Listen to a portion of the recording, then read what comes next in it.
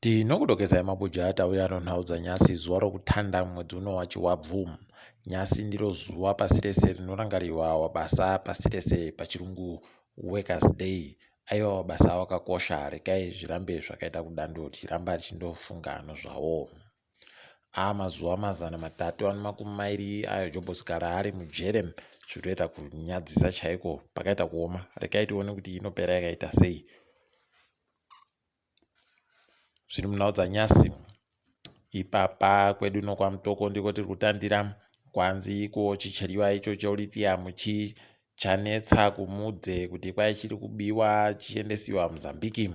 Wamwe wagotoreketa kutoti paiwopa Benson Mine ndio wakachipuwa mvumo yokuti waagochere chicheriwa zvakanaka. Regai tione kuti chokwadi chere kana kuti zvinenge zviri kudini.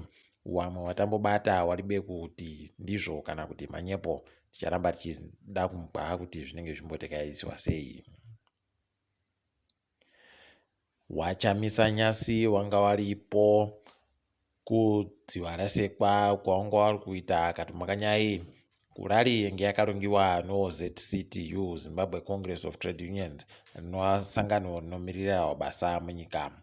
Regai ipapa tigoona kuti zvinenge zvakamira sei, nokuti usahwira hwawo ubato rawo reCitizens Coalitions for Change pabodzi noiyo ZCTU hwaita kuti kwese kwese kwakatenderedza nyika wanhu wese wari kuda kuita maMP pokare nevamwe vatungamiri wanga wakaita kuzara nzvimbo dzese dzese dzanga dzino makuerere okurangarira nokufunga zuva rawabasa oZCTU.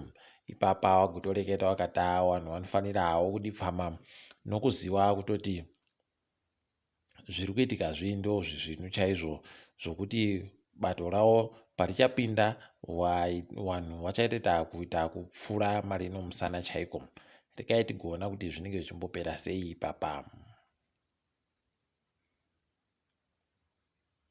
Wanamurairidzi wari kuramba wachichema kuti wari kuda kuingidziwa mari. Sangano raoro Artus ragoreketa iro kutoti ipapa wanamurairidzi wari kunyanya kuchema kuti wari kuda mari, iyo mari yokuAmerica. Wagotoreketa kutoti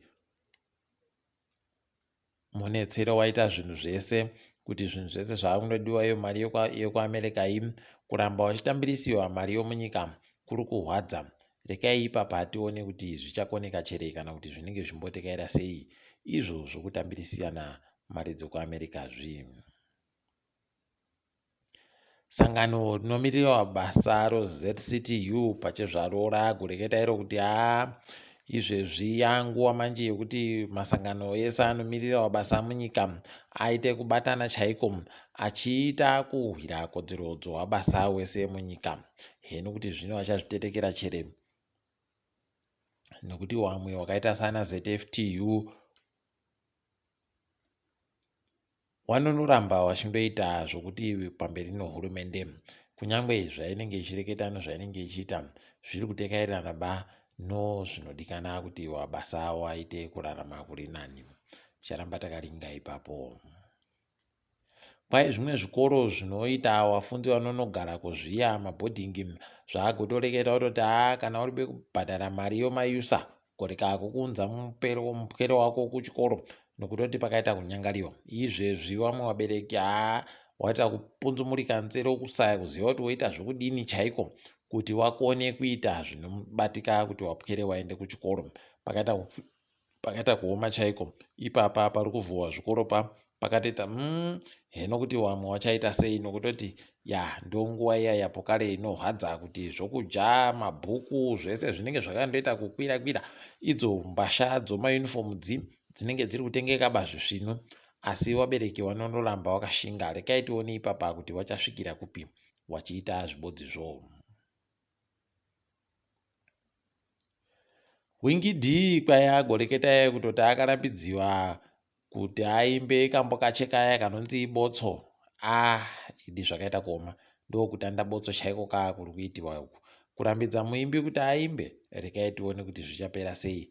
Kana iwo ana Simithiwo waribe kumboita zvakazodando wakomana. Ana Mapfumo nana Mutukudzi vaindoimba waribe kurambidziwa. rekai tione kuti zvinenge zvimboteerekaira sei, asi tiri kushuvira kuti zviite kupera chaiko.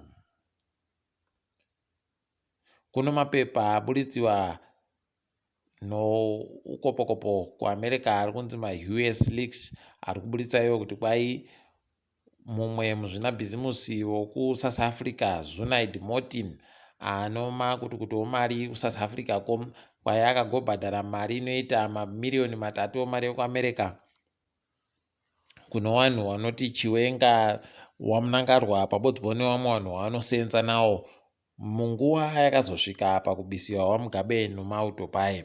Ipapa pakatoita kuoma mapepa yaaburitsiwa noWest Century zvokutoti ipapa parekai tione kuti zvichambopera zvakaita kudini, asi zvakafita kuvhundunura zvakaita kuwanda chaiko.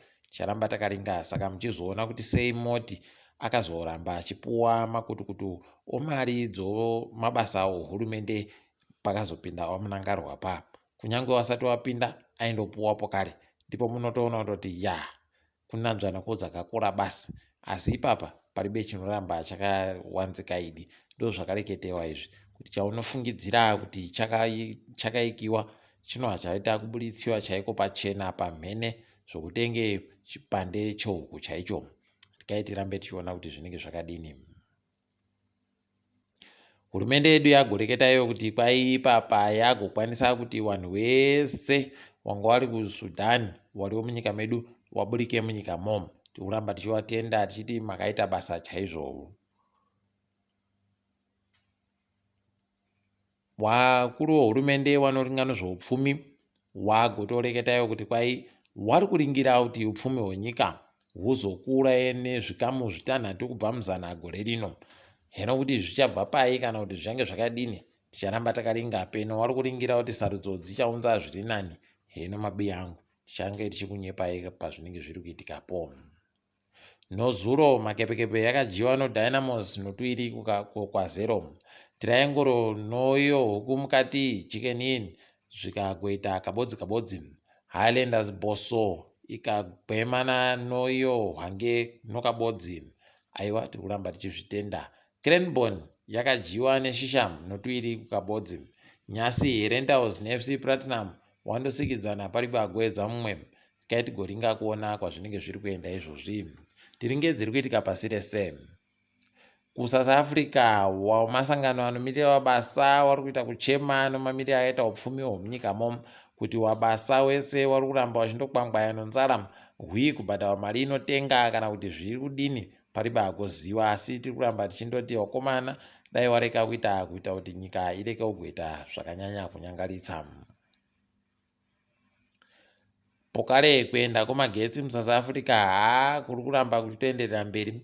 Rwendo huno wakutambira iro danho rechitanhatu ndo rawakunyanya kufarira. Heno kuti zvichambopera chere kana kuti zvichazoita kutosvika chaiko kutoti vanhu vachareta kupinda mugwagwa, paribagoziva kuti zvichange zviita sei. Tikundoshuvira kuti wagadzirise zviite zvakanaka ipapa. Kambani yokuLesotho inonzi Mountain Diamonds kwai yagoita kutonongana noiro ngoda ropingi rakatsvukuruka. Tiri kuramba tichitenda kwai irori ndo rimwe remangoda akakuritsa orudzi rwubodziwo awakaboya pasi rese chaipo. Tiri kuramba tichizvitenda izvi. Dai waita kuti nyika ipfumbure zviri nani nomangoda iwayo. Hurumende yekuIjipiti kwai yazotakanura ndokuburitsa Hisham Aziz, mumwe kadzitape weAl Jazeera. Anga ano makore 4 akabatiwa ikweyo. Pakaita kuoma chaiko. Unobva waita kusaya kuti mwoyo mutema wakaita kudando wakauboye pidi. Zvakaita kuoma izvi, asi tiri kuramba tichitenda hedu kuti atakanurwa mukupedzisira. KuSudan kwaiyo mapato ari kurwisana naye agoreketa kuti taakumbomira kutoti tirwisane izvezvi, tikumboita kumbofunga kuti toita sei. Tiri kutamba tichindotenda kuti kana hondo ikambomira mazuva 2-3 chaiwo zvakandonaka zvakadaro zvinoita kubatsira vanhu kuti vakone kugoita tuzvinhu.